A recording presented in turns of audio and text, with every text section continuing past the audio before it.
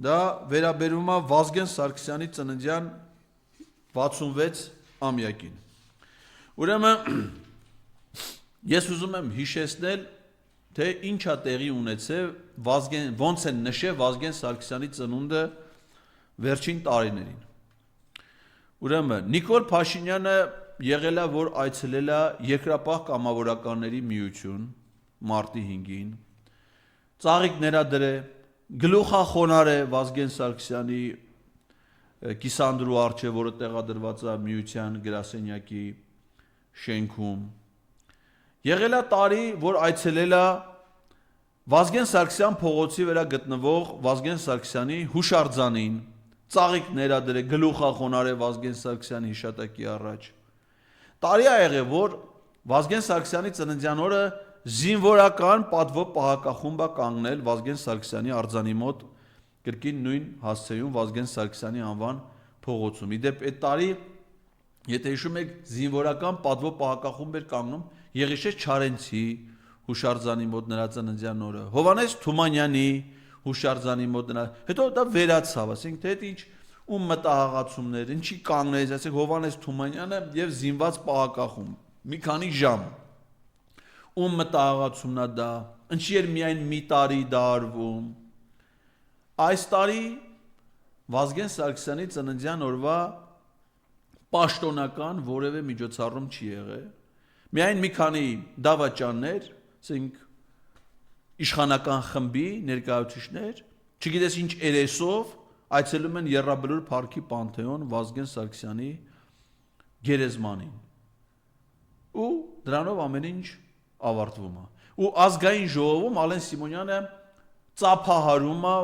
եւ մի քանի պատգամավորներ Վազգեն Սարգսյանի ծննդյան օրը նշում են ծափահարություն։ Ես ում հասկանամ։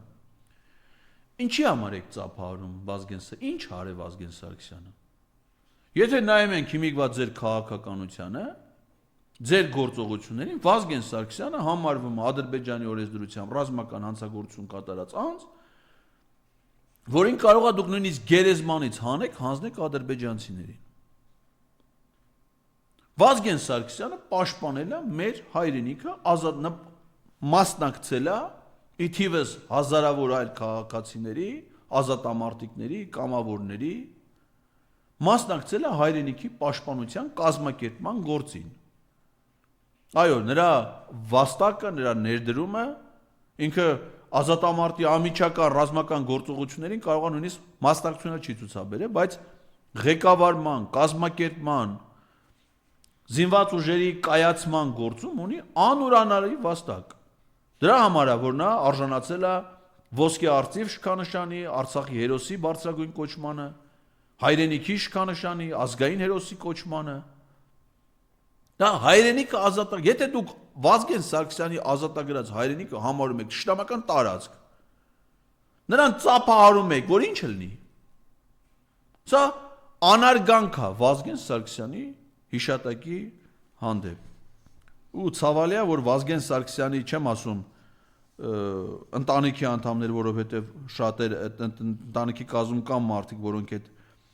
արժանիքը չունեն այդ կարգավիճակով հանրայնացվելու, նրան նույնիսկ զինակից ընկերները, մարտական ընկերները կամ մարդիկ, ովքեր որ գնահատել են Վազգեն Սարգսյանի նրա վաստակը, հանդուրժում են նրա հիշատակի այդ անարգանքը այս հանցախմբի կողմից։ Եվ նաև ավարտելով այսօրվա ասուլիս